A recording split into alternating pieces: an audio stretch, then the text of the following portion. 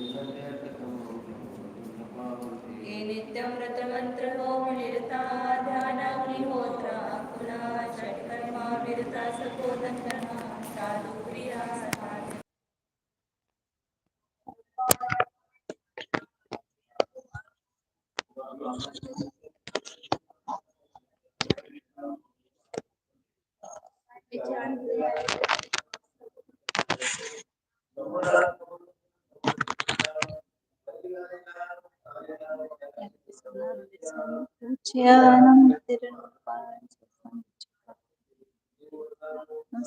सुखको कमको कोइलाम सकै गमनम समय मनम जीवन संपत्ति उमच्छम। नमस्ते।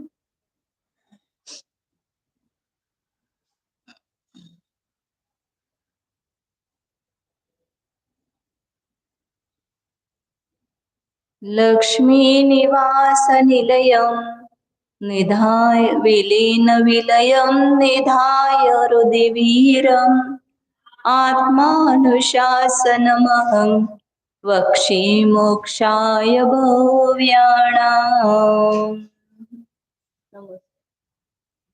जय बोलो आचार्य गुणभद्र आचार्य की जय। बोलो चारत्र चक्रवर्ती आचार्य शांति सागर जी महाराज की जय। बोलो परम पूज्य आचार्य प्रवर जय। बोलो प्रातः स्मरणीय गुरुदेव समंत भद्रमुनि महाराज की जय। बोलो परम पूज्य आचार्य प्रवर एक शाट सुंदर सागर जी महाराज की जय। बोलो परम पूज्य मम दीक्षा गुरु वात्सल्य सिंधु आचार्य सुयस सागर जी महाराज की जय। बोलो अध्यात्म योगी परम पूज्य वीर सागर जी मुनि महाराज की जय। बोलो परम पूज्य प्रशांत सागर जी महाराज की जय। श्री गुणभद्र आचार्य विरचित आत्मानुशासन नामक ग्रंथ है। इसमें 62 नंबर का श्लोक है। आचार्य जिन पदार्थों का इस जीव के साथ संयोग हुआ है उन संयोगी पदार्थ में इस जीव को ममत्व भाव एकत्व और ममत्व भाव है। तो उस पर पदार्थों के प्रति जो एकत्व और ममत्व भाव है उसको छुड़ाने के लिए परद्रव्य का वास्तविक स्वरूप क्या है, जिनके साथ हमारा अति घनिष्ठ संबंध है, वे सब पदार्थ कैसे हैं इसकी प्रतीति करा रहे हैं। लेकिन हमें प्रतीति होती है क्या, वो देखना। आचार्य ने तो शरीर का स्वरूप बताया, स्त्री पुत्र मित्र कुटुंबादिक और घर इत्यादि का स्वरूप बताया। अब आगे जिस लक्ष्मी के लिए हम मर मिटते हैं, पूरा हमारा जीवन किसके लिए है, धन कमाने के लिए। और वो धन किसको देके जाएंगे, दूसरों को। कमाएंगे कमाएंगे और एक तो बेटों के नाम से करेंगे, नहीं तो बेटी। दान में उसमें से थोड़ा सा कुछ दिया तो दिया, नहीं तो नहीं। मतलब हम कर क्या रहे हैं इसका हमें अंतर में भाव भाषण होना चाहिए कि जिस धन कमाने के लिए हमारी जिंदगी बर्बाद कर रहे हैं, क्या चाहिए इस जीव को, 2 टाइम खाना, 2 कपड़े। गरीब भी क्या करता है, श्रीमंत भी क्या करता है, कितना भी कमाएंगे तो 2 ही रोटी खाएंगे ना। अमीर भी थोड़ा मसाले युक्त खाएंगे और गरीब थोड़ा सादा खाएंगे। और गरीब अमीर ऊंचे कपड़े पहनेंगे और गरीब सादे कपड़े पहनेंगे, इतना ही फर्क होगा। लेकिन जितना भी कमाए सब किसके लिए फिर। और सोने के लिए कितनी जगह चाहिए, 5 फीट की या 6 फीट की। बड़ा बंगला हो तो किसमें कितने में जगह में बैठेंगे हम, उतने जगह में बैठेंगे, उतने में सोएंगे। लेकिन ये सब क्यों चल रहा है, इसका थोड़ा रुक करके विचार करो। हम थोड़ा भी विचार करते नहीं हैं। तुरंत यदि आप विचार करेंगे तो आपको उपरती हुए बिना नहीं रहेगी। किसके लिए कमाना, कितने लोग ऐसे आपको आज मिलेंगे परदेश में फॉरेन में नौकरी करते थे, पति पत्नी छावड़ा का आपको उदाहरण पता होगा, इंदौर के। तो इतना 7 साल कमा करके उन्होंने छोड़ दिया। क्यों छोड़ दिया? क्योंकि जरूरत नहीं ना, उतने पैसे से अपना पूरा जीवन निकल जाता है। तो क्यों पैसे कमाने के लिए अपने जीवन को बेचना। रोज हम 500 रुपए 1000 कमाते हैं, तो अपना पूरा जिंदगी का है ना, एक समय भी लाखों करोड़ों रुपए देने से नहीं मिलता है। और हम पूरा दिन किसके लिए बिताते हैं? 500 रुपए के लिए, 1000 रुपए के लिए। और उससे क्या करेंगे? कुछ नहीं, धन संचय करेंगे और छोड़ के चले जाएंगे। तो आचार्य वो लक्ष्मी का स्वरूप बता रहे हैं कि लक्ष्मी कैसी है। शरीर के बारे में बताया, घर, स्त्री, पुत्र और बंधुजनों के बारे में बताया। अब जो लक्ष्मी है उसके बारे में बता रहे हैं। 62 नंबर का श्लोक है। आदावेव महाबलैरविचलम् पट्टेन बद्धा स्वयं लक्ष्मीर्दीपशिखोपमा क्षितिमतां हा पश्यतां नश्यति प्रायःपातितचामरा निलहते वाण्यत्र काशानृणाम्। पहले राजाओं की लक्ष्मी बता रहे कैसी है। आदावेव, आदो एव मतलब प्रारंभ में ही उनको जो लक्ष्मी मिली, कैसे मिली? महाबलैहि पट्टेन अविचलम स्वयं बद्धा। प्रारंभ में ही जब राजा महाराजों की परंपरा चलती ना, उस राजा का फिर पट्ट दूसरे उसके पुत्र को मिलता है, उसका पट्ट तीसरे पुत्र को मिलता है। जैसे पट्टाधीश होते हैं आचार्य, ऐसे लक्ष्मी भी परंपरा से मिलती है, उसके उसके बेटे को, उसके बेटे को।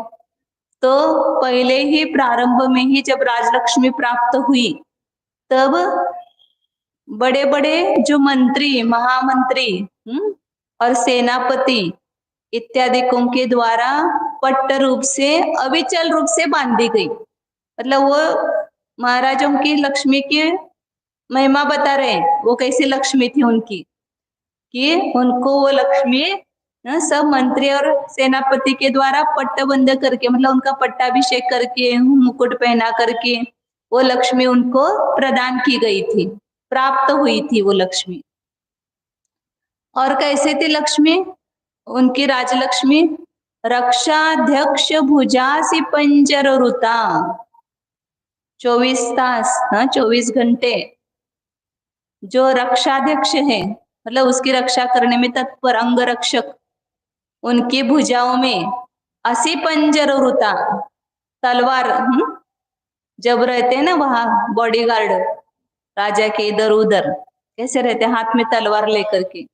या उनका कोषागार है, वहां पर भी सब हाथ में तलवार लेकर के अंगरक्षक खड़े रहते, द्वारपाल खड़े रहते हैं राजवाड़ा के बाहर।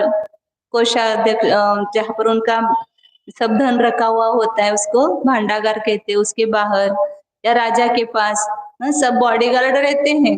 मतलब उस लक्ष्मी की रक्षा बड़े बड़े अंगरक्षक करते हैं हाथ में तलवार लेकर के, ऐसी उनकी लक्ष्मी है। और सामंत संरक्षिता, पास में तो बॉडीगार्ड रहते हैं, अंगरक्षक रहते हैं, लेकिन और उनके बाजू में सब सामंत संरक्षिता, सेनापतियों सैनिकों के द्वारा वो संरक्षित है। कितने सैनिक उसमें नियुक्त होते हैं उसकी सुरक्षा करने के लिए, कोई चोर न आ जाए, कोई पर राष्ट्र उस पर आक्रमण न करे। पहले जमाने में बहुत रहता था ना कि दूसरा राजा उस राजा की लक्ष्मी लूटने के लिए आक्रमण करता था, तो सब सैनिक दरवाजे पर सब जगह खड़े रहते थे। चक्रवर्ती की तो कहते हैं ना, एक एक रत्न की रक्षा हजार हजार देव करते हैं। इतने वो सुरक्षित रखने के लिए सब प्रयास होता है। और ऐसी सामंत संरक्षिता क्षितिमताम लक्ष्मी ही, क्षितिमत मतलब क्षिति मतलब पृथ्वी, मत मतलब उसको धारण करने वाले, पृथ्वी के जो पति है मतलब राजा लोग, उस राजा लोगों की लक्ष्मी किसके समान है? दीप शिखा शिखोपमा, दीप शिखा के समान, दीपक की जो ज्योति होती है उसके समान। उसकी क्यों उपमा दी? क्योंकि दीपक की ज्योति पातित चामर अनिल हतैव, हताइव, थोड़ी सी हवा की झकोरे आ जाती है कि तुरंत ज्योति बुझ जाती है।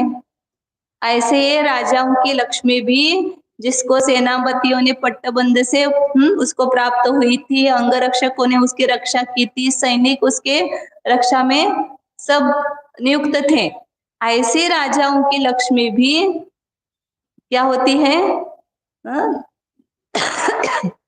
चामरों के पवन से ताड़ित हुई दीप शिखा के समान पश्यताम नश्यति प्रायः, देखते देखते नष्ट होती है। अभी याद करो, यहाँ सोलापुर में हीराचंद नेमचंद थे, कितना नाम सुना है अपन ने, आज उनका कुछ नामो निशान रह गया है कि इतना सा? उनका जो वाड़ा था वो भी अब नष्ट हो गया। पुराने सब लोगों को याद करो, किस किस की संपत्ति रही है। बंबई में वालचंद हीराचंद, उनके हीराचंद के बेटे, उन्होंने कितना धन कमाया, अभी तक उनके पोते पर पोते भी खा रहे हैं। और वो सब ऐसे धर्म की जो सब अन्य इसमें जा रही है, भोगों में जा रही है वो सब संपत्ति।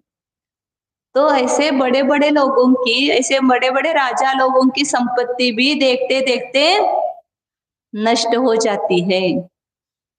फिर का आशा नृणाम, फिर हम जैसे सामान्य मनुष्यों की जो लक्ष्मी है, जिसके लिए हम इतना प्रयास कर रहे हैं, उसको कमाने के लिए, उसको रक्षण करने के लिए, उसको संचय करने के लिए, आनंद होता है, इतना बढ़ गया, इतना बढ़ गया। पहले हमारे पास कुछ नहीं था, लेकिन अब हमारे पास बहुत संपत्ति हो गई, करोड़ों की संपत्ति हो गई है। कितने काल टिकेगी वह? ये तो वो छोड़ के चली जाएगी या हम छोड़ के चले जाएंगे, वो यही धरी रह जाएगी।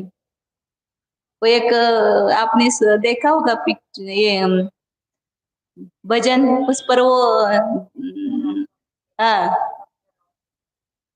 वो नहीं, सब बड़े बड़े लोग, डॉक्टर, इंजीनियर, वकील, सबका वो दिया था दृष्टांत।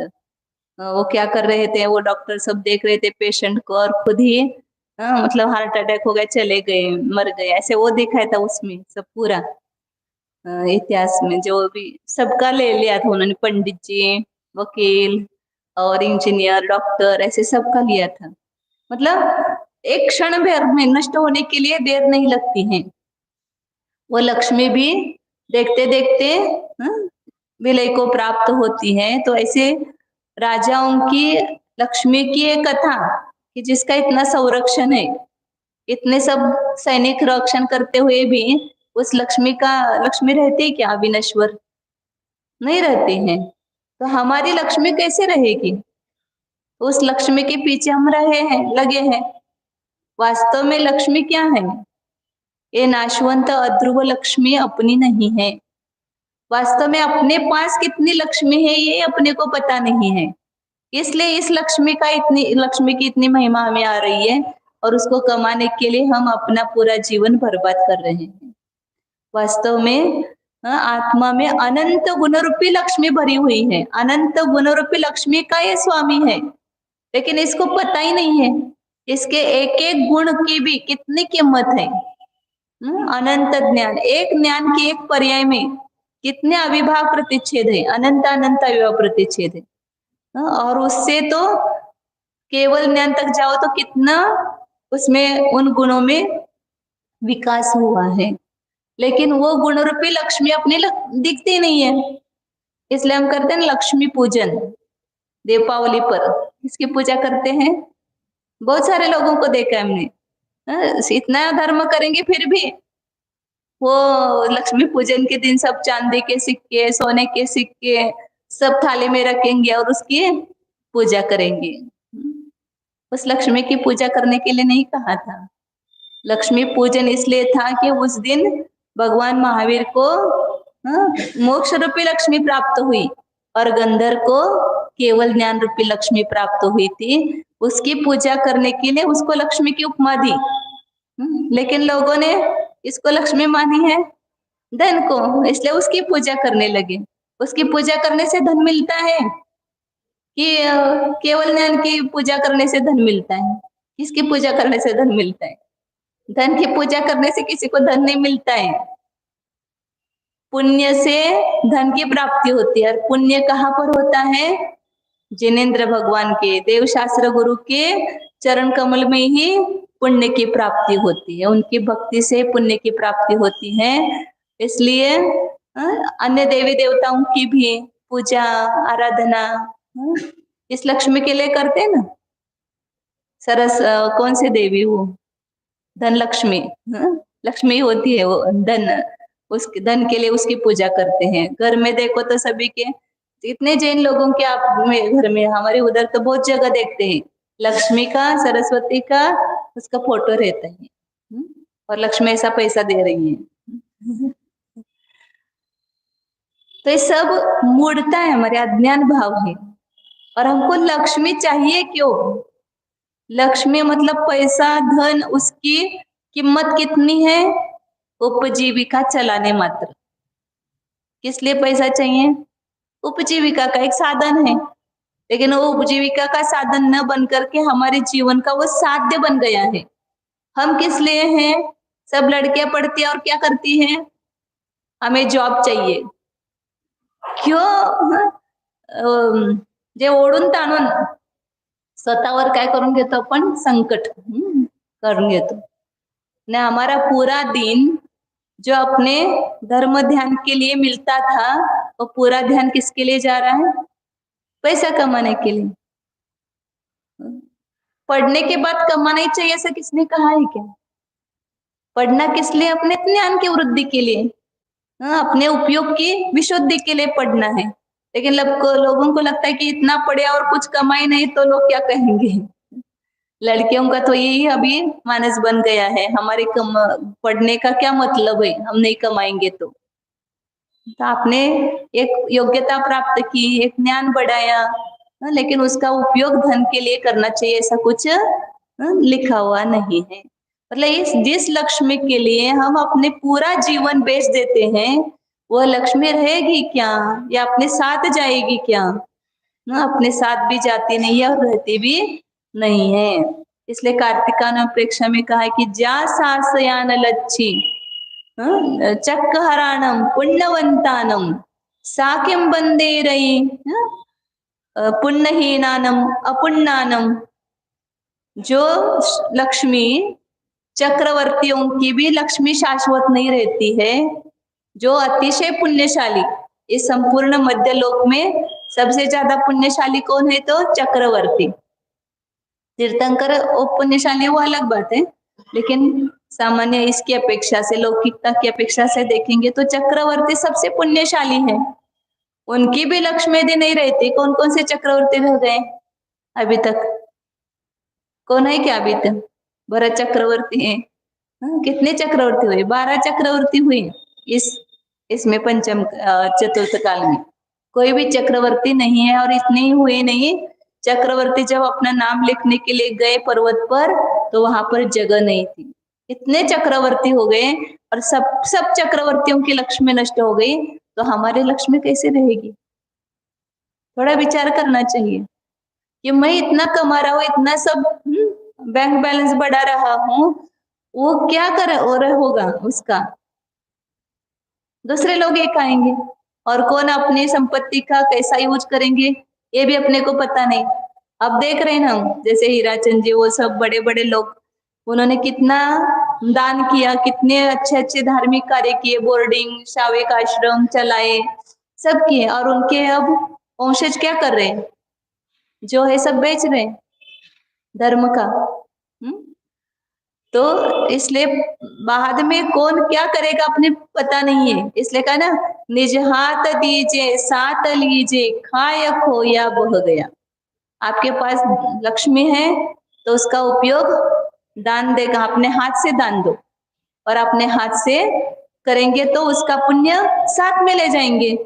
और बाद वाले लोग करेंगे, उनके लिए रख के जाएंगे, तो उसका उपयोग वो क्या करेंगे पता नहीं है। तो इसलिए आचार्य कह रहे कि जो लक्ष्मी, राजाओं की लक्ष्मी भी स्थिर नहीं रहती है तो हमारी कैसे रहेगी। और इस लक्ष्मी के पीछे हमेशा डर, चोर ले जाएगा, या राजा उस पर कर वसूल करेगा, या भाई बंधु जो है उसमें हिस्सा मांगेंगे, ये सब डर है ना हमेशा। तो डर किसका है? हमें क्यों रात में नींद नहीं आती है? श्रीमंत लोगों को गोली खा के सोना पड़ता है, क्यों? वो चिंता है लक्ष्मी की, कि कैसी रक्षा रहेगी, या कोई न आकर के चोर न ले जाए, कोई रेड न आ जाए अपने ऊपर, इसकी हमेशा चिंता है। एक साधु जा रहे थे जंगल में, उनके साथ एक शिष्य था, अभी याद आया ऐसे। तो जा रहे थे दोनों, मतलब अन्य जैसे हिंदू साधु होते हैं ना ऐसे, उनके पास वैसे नहीं फकीर जैसे रहते हैं।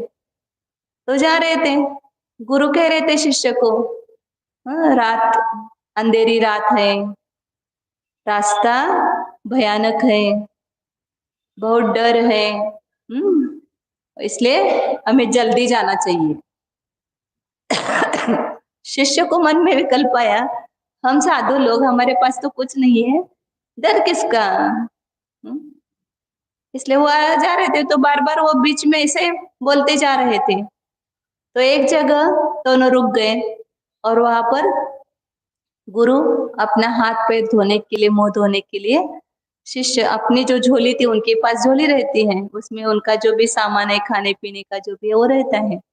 तो उस झोली को उस शिष्य ने, गुरु ने शिष्य के पास दी झोली, और स्वयं मुंह हाथ धोने के लिए उस कुएं में उतर गए। शिष्य को विकल्प था ही कि गुरु को डर क्यों लग रहा है। उसने तो तुरंत झोली, अंदर में जो अपने जिज्ञासा रहती है वो शांत नहीं बैठने देती है ना, उसने झोली में देख लिया क्या है झोली में, तो देखा तो उसमें सोने की ईंट थी। तो उसने क्या किया, सोने की ईंट को कुएं में फेंक दिया धीरे से, गुरु, और दूसरी ईंट उसमें रख दी। फिर गुरु आए, सब उनका हाथ निपट करके वापिस झोली ली, भारी तो थी इसलिए कुछ विकल्प नहीं था। फिर रास्ते में जाने लगे, फिर बोलने लगे, अंधेरी रात है, रास्ता भयानक है, और डर बहुत है यहाँ, इसलिए हमें जल्दी पहुंचना है। तो शिष्य बोला, अब कुछ डर नहीं है, डर को हमने कुएं में फेंक दिया है। गुरु को संशय हुआ, उन्होंने देखा तुरंत, तो उसमें सोने की ईंट नहीं थी, सादी ईंट थी। उन्होंने सादी ईंट को निकाल के रख दिया, फेंक दिया। फिर शिष्य ने पूछा कि क्या हो गया? कुछ नहीं, बोले कि जब ईंट ईंट दिखने लगी तो डर भाग गया, जब ईंट सोना दिख रही थी तब तक डर था। तो डर किसका था? जहां परिग्रह है वहां डर है, जहां परिग्रह नहीं है, साधु जंगल में सोते हैं, उनको कुछ डर है क्या? कुछ भी डर नहीं है, क्योंकि उनके पास कुछ भी नहीं है। और जिनके पास थोड़ा भी लंगोटी भी होगी तो भी डर रहेगा। चाह लंगोटी की दुख भाले, चूहा काट न जाए, कोई छू न जाए, कोई प्राणी न ले जाए, इसका डर है ना। तो जहां परिग्रह है वहां पर ये सब डर रहता है, इसलिए परिग्रह को हमने छोड़ दिया तो कुछ भी डर नहीं है। तो आचार्य कह रहे कि ये लक्ष्मी विनश्वर है, ऐसा जान करके क्या करना चाहिए? जो अपनी शाश्वत लक्ष्मी है, अनंत गुण रूपी लक्ष्मी, उसको आप जानो, तो इन सब के प्रति मोह छोड़ने के लिए कहना नहीं पड़ेगा। जो वस्तु अपनी है और वो अपनी वस्तु अपने को दिख जाए तो पर वस्तु के प्रति मोह अपने आप छूट जाता है। तो क्या है मेरे पास? अनादिकाल से क्या है, अनंत काल तक क्या रहने वाला है, वो शाश्वत लक्ष्मी अपने पास है। कितने काल से हमने उस लक्ष्मी को देखा नहीं है, कभी उसकी सुरक्षा के हमें भाव नहीं आए हैं, लेकिन वे स्वयं सुरक्षित हैं, कभी भी नष्ट नहीं हुई है। भले हम उसको न देखें, फिर भी वो लक्ष्मी हमेशा अपने साथ रहती है। ये कौन है? अपने अनंत गुण, ये हमेशा अपने साथ है, अनंत काल तक भी साथ रहेंगे। लेकिन उस अनंत गुण रूपी लक्ष्मी को हमने देखा नहीं है, इसलिए हम अपने को कंगाल समझ रहे हैं, अपने को दीनहीन मान रहे हैं। वास्तव में अंतरंग जो अनंत गुण की लक्ष्मी है, उससे हम संपत्तिवान है, लक्ष्मीवान है। या शुरुआत में भी आचार्य ने वही उदाहरण विशेषण दिया ना, लक्ष्मी निवास निलयम। वीर कैसे है? उनके पास लक्ष्मी है कि नहीं है? आपके पास ही लक्ष्मी है, वो वहां बैठे हैं नंगे बाबा, उनके पास लक्ष्मी है कि नहीं है? सच्ची लक्ष्मी उनके पास में है, जो नष्ट हो नहीं होने वाली है। तो इसलिए लक्ष्मी रूपी निवास के वो स्थान है, उनके आश्रय से अनंत गुण रूपी लक्ष्मी रह रही है। और एक एक गुण कैसे हो गए हैं? अनंत, प्रचुर मात्रा से, अनंत ज्ञान, अनंत दर्शन, अनंत सुख, अनंत वीर्य।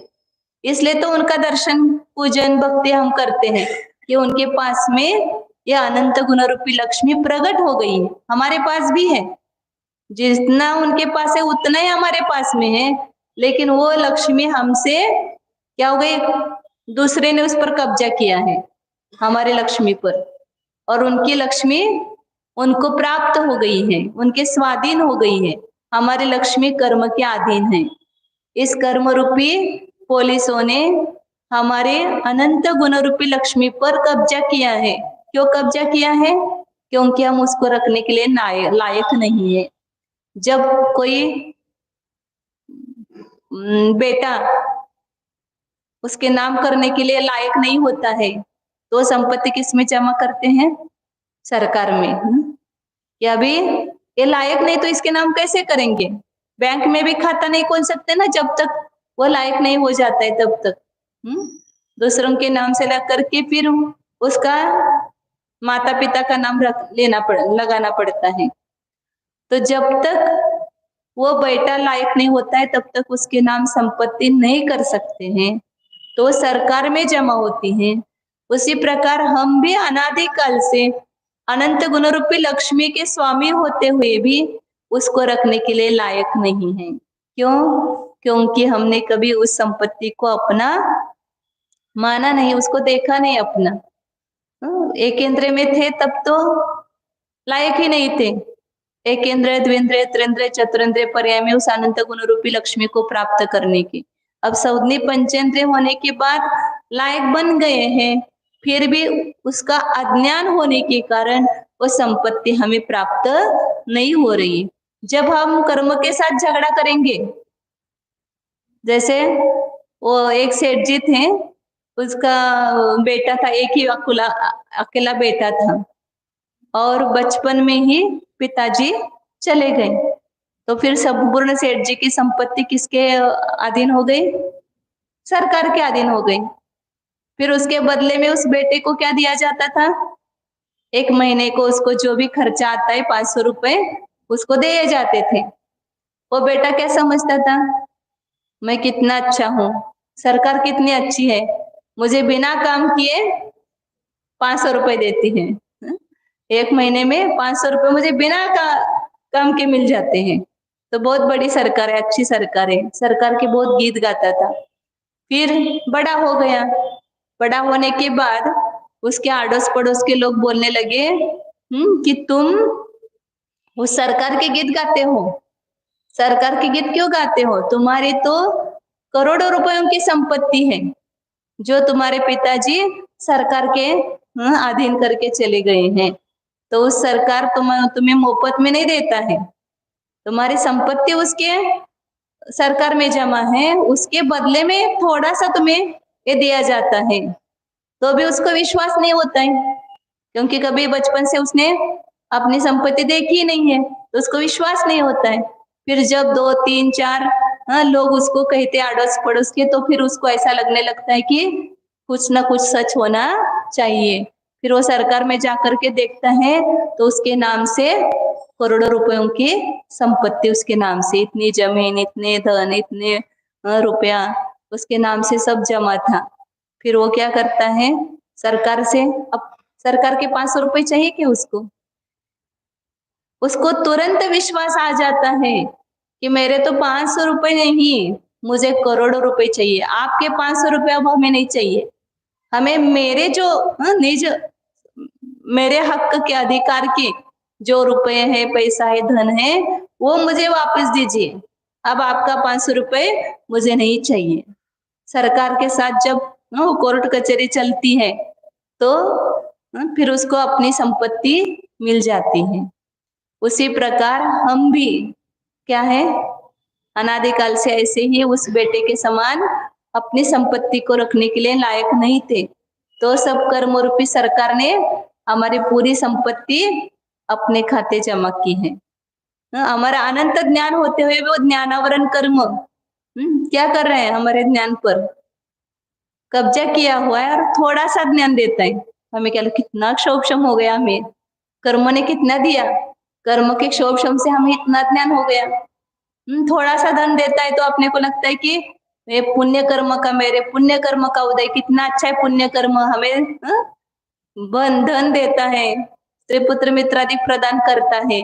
तो कर्म के गीत गाते हैं हम, पुण्य कर्म के उदय से हमें इतना सब कुछ मिला हुआ है। तो श्री गुरु आकर के समझाते, हमारे अड़ोस पड़ोस के कौन है, ये श्री गुरु आकर के हमें समझाते हैं कि हे भाई, तुम्हारे तो अनंत गुणों की संपत्ति है। ये जो कर्म दे रहा है ये तुम्हारी संपत्ति नहीं है। हमें लगता है कि हम पैसा कमा रहे हैं इसलिए हमें पैसा मिल रहा है, ये कर्म दे रहा है, लेकिन क्या करके दे रहा है, अपने अनंत गुणों रूपी संपत्ति पर कब्जा करके उसके बदले में ये थोड़ी सी संपत्ति हमें दे रहा है कि जो हमारे पास रहने वाली भी नहीं है। तो अब क्या करना चाहिए, फिर गुरु आकर के समझा रहे हैं कि हे भाई, तुम्हारा तो अनंत गुणों की संपत्ति है, ये बाहर की संपत्ति तुम्हारी संपत्ति नहीं है। ये कर्म ने दिया, जो भी दिया हुआ है पुण्य कर्म का, ये तुम्हारा कुछ भी नहीं है। एक शौक्षमिक ज्ञान, ये भी तुम्हारा नहीं है वास्तव में, ये भी कर्म का दिया हुआ है। तो ये सब बता रहे। तो हमें विश्वास जब होगा, जिस जीव को इसका विश्वास होता है वह जीव कर्म के साथ क्या करता है, लड़ाई करता है। ये कर्म अब तुम्हारा, हमें कुछ नहीं चाहिए, हमारी जो निज संपत्ति है वो हमें मिल जाए। ये सब किस लिए, संपूर्ण परिग्रह का, आरंभ का त्याग करके मुनि बनते हैं, इतना तपस्या करते हैं, कष्ट सहन करते हैं, किस लिए, कि हमें अपनी संपत्ति चाहिए, हमें स्वात्मोपलब्धि चाहिए, हमारे अनंत गुण रूपी लब्धि जो है वो हमें प्राप्त होनी चाहिए। उसके लिए ही ये सब लड़ाई चल रही है कर्म के साथ। कर्म के साथ हमारी केस चल रही है, कौन जीतेगा, कर्म जीतेंगे या हम जीतेंगे। तो जो कर्म पर दावा करेगा वो स्वयं जीत जाएगा और उसके अनंत गुण रूपी संपत्ति मिलेगी। ऐसे अनंत जीवों ने अपनी संपत्ति प्राप्त की है, सिद्धालय में विराजमान है, तो हमें भी प्राप्त होगी, लेकिन उतना हमें लड़ना पड़ेगा। लौकिक संपत्ति यदि कोर्ट में है तो कितना उसके लिए पूरा जीवन बर्बाद करते, जब तक नहीं मिलेगी तब तक हमें चैन नहीं पड़ती है। अब यहाँ पर अपने को गुरु बता रहे हैं कि तुम्हारी तो अनंत गुण रूपी संपत्ति है, ये सच्ची तुम्हारी लक्ष्मी है। तो कितना हमें विश्वास होता है और हम कितना उसकी प्राप्ति के लिए कोशिश करते हैं। हमें विश्वास ही नहीं हो रहा है कि हमारे अनंत गुण है। तो आचार्य कह रहे कि अनंत गुण रूपी लक्ष्मी सच्चे हमारी लक्ष्मी है, वो शाश्वत लक्ष्मी है, वो है पड़ी हुई, लेकिन वो हमें प्राप्त नहीं हो रही, उसका विकास नहीं हो रहा है, क्योंकि हम उसकी देखभाल नहीं कर रहे या उसको अपना नहीं मान रहे हैं। तो आचार्य कह रहे कि ये बाहर की लक्ष्मी तो नाशवंत है, अध्रुव है। जो नष्ट होने वाली है उसके पीछे तो हम लगे हैं, और जो शाश्वत रहने वाली है उसकी तरफ देखते भी नहीं आंख उठा करके। ऐसे हमारी परिस्थिति है। वास्तविक जो ध्रुव है वह ध्रुव रहेगा, और ध्रुव का हम आश्रय लेंगे तो हम शाश्वत सुखी होंगे। और अध्रुव लक्ष्मी का हम सहारा लेंगे तो हमें नियम से उससे खोना पड़ेगा, और दुख के बिना हमारे यहाँ हमें कुछ भी प्राप्त नहीं होगा। इसलिए जो भी लौकिक संपत्ति है, लक्ष्मी है, वह वास्तव में हमारी लक्ष्मी नहीं है, ये शाश्वत रहने वाली नहीं है। इसलिए उसलिए मैं नहीं हूं, मेरे लिए वह है। हमारे क्या हो गया है, लक्ष्मी के लिए हम धन कमाने के लिए हम है, नौकर हो गए धन के। वास्तव में धन हमारे लिए है, तो जितना प्राप्त हो उसका हम सदुपयोग करेंगे, या सबका त्याग करके संयम धारण करेंगे, तपस्या करेंगे, तो वास्तव की अपनी अंतरंग लक्ष्मी हमें प्राप्त होगी। इस प्रकार सभी जीवों को अपने अंतरंग लक्ष्मी प्राप्त हो, इस प्रकार की मंगल भावना करते हैं। ओ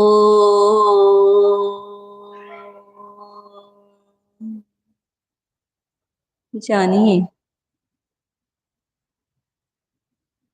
अपने को जानिए, मैं कौन हूं, एक बार निर्णय कीजिए।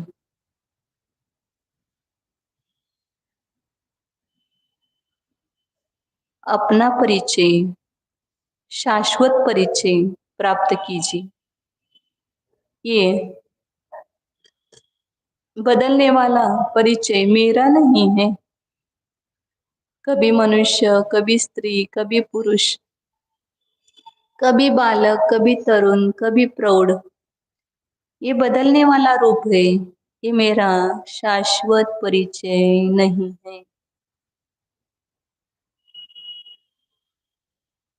मैं अनादि अनंत एक ज्ञान घन स्वरूप हूँ।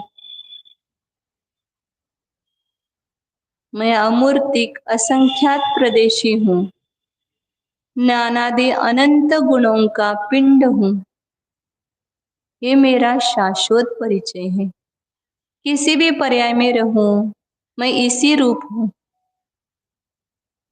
मेरे संपूर्ण प्रदेश अमूर्तिक हैं, और इन प्रदेशों में ये प्रदेश ही मेरा घर है। इसमें ही मैं रहता हूँ। मैं शरीर में नहीं, मैं बाहर के किसी स्थान में नहीं, मैं अपने असंख्यात प्रदेशों में ही रहने वाला हूँ। और इन मेरे असंख्यात प्रदेशों में अनंत गुण रूपी धन भरा हुआ है। अनंत गुणों के वैभव का मैं स्वामी हूँ। देखिए अंदर भीतर एक एक प्रदेश में अनंत गुण भरे हुए हैं। पूरा गुणों का अखंड पिंड है, करंड है।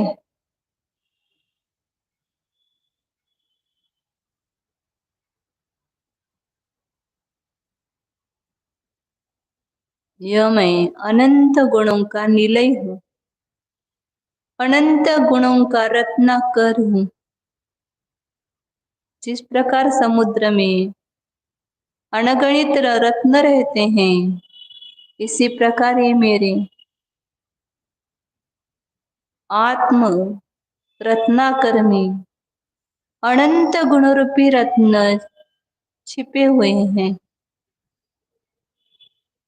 इसकी गहराई में उतरो तो ये अनंत गुणरूपी रत्न हाथ लगेंगे, अपने हाथ आ जाएंगे।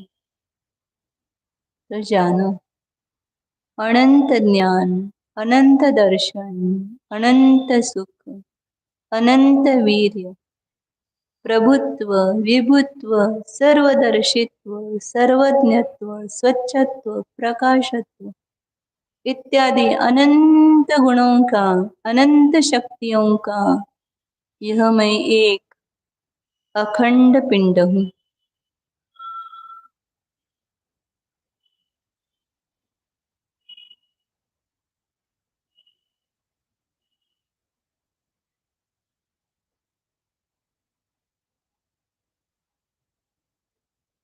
तू तो अनंत गुणों का धनी है।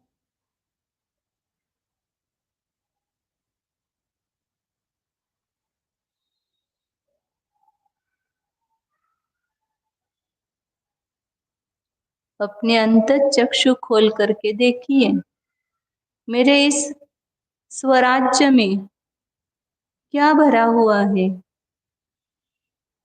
ये ज्ञान, ये आनंद कहाँ से आ रहा है। इन मेरे असंख्यात प्रदेश में ही तो ज्ञान भरा हुआ है, आनंद भरा हुआ है, शक्ति है, सब कुछ इसमें ही है।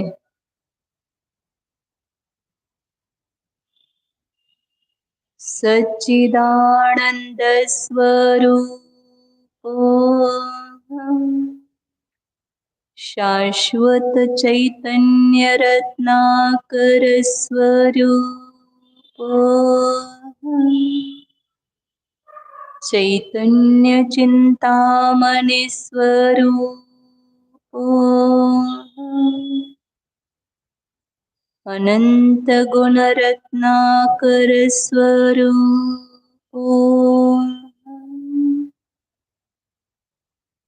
शाश्वत देव स्वरूपोऽहम्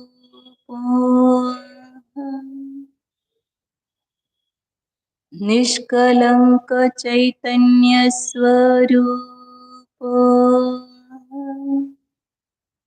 शुद्धोऽहम् एकोऽहम् ध्रुवोऽहम् ॐ